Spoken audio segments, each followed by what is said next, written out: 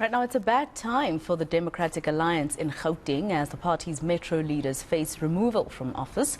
While Joburg Mayor Pule Letshwiti faces a third motion of no confidence, small parties in the Ekurhuleni Council have also tabled a motion against Chief Whip Keta Shandu and Speaker Raymond Dlamini. The two DA leaders are accused of bias, and our reporter Pule Letshwiti-Jones is covering this story, and he joins us now live for more details. Pule, how's it going in that council meeting today? Yeah, well, what we understand right now is that, of course, the smaller parties which have formed the coalition, self-proclaiming themselves the Super 7, have tabled a motion against the Chief Whip of Council and, of course, the Speaker, saying that they are unfit to hold office and that they are running the current council meetings according to their own agenda, citing other issues that they're being biased as well.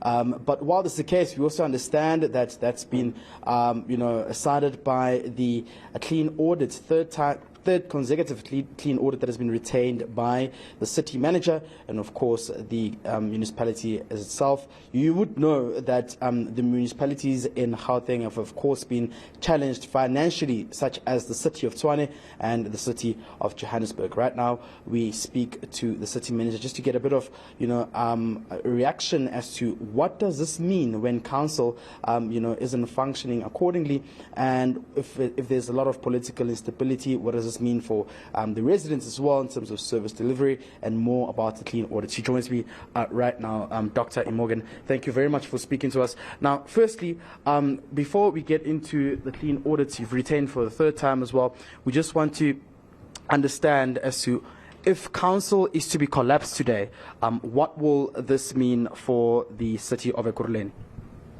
Good afternoon, Pule, and good afternoon to the viewers. If council collapses today, it means parties have a right to call another council meeting so that they consider important items like your Section 72 items and also the annual report. And of course, we speak about now that they want the speaker to be removed. And the smaller parties, of course, have now the backing of the ANC and the EFF. Chances are the motions will be successful. What will this mean when the Speaker, of course, is voted out of office? When the Speaker is voted out of office, in terms of the new or the Review Structures Act, Section 29, it means that the accounting officer should be able to actually call a special council meeting wherein a new Speaker will be elected, and that new Speaker should be able to elect other office bearers like your whip of council. And of course, you've retained the clean audits for the third consecutive time. What does this mean for the city? For the city, it means that the city is really working hard to ensure that the political instability in terms of the coalition government, the city still continue to do its work, because the city is being managed by an administrator who is not part of politics, who is not a politician. In terms of the legislation, the Systems Act and MFMA allows the accounting officer to run the city without any political interference, meaning that I need to make sure that the city is financially healthy. I need to make sure that there's clean governance. There's also consequence management. There's also management of human capital. So, and also using the resources of the city as approved by council. Remember, the council budget is approved on an annual basis. So for the rest of the financial year, the accounting officer is delegated to authorize any expenditure in terms of the approved budget. So for me, as an accounting officer, whether there's political instability or not, I should be able to continue to do my work. Sure.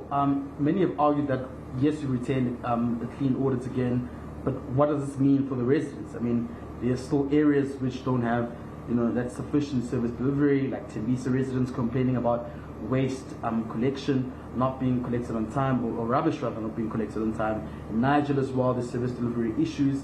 Boxburg, Benoni, the list is endless here. Yes, we know that there are challenges in terms of waste collection. The HOD has since been put on suspension because we could see that she's not up to the task. Since she was removed from office, we have actually formed a task team, waste management task team. The task team is really working hard. They are dealing with backlogs. The situation is no longer the same as it was 3 months ago when the HOD was still in charge. So we are seeing some improvement.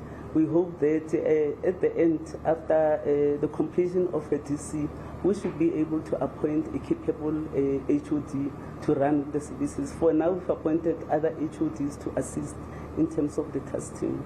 And we want to apologize to residents that the non-performance of the HOD has been dealt with, and we are able to actually move forward in terms of service delivery and improve on that. Does the political squabbling in council impact your work here in the city?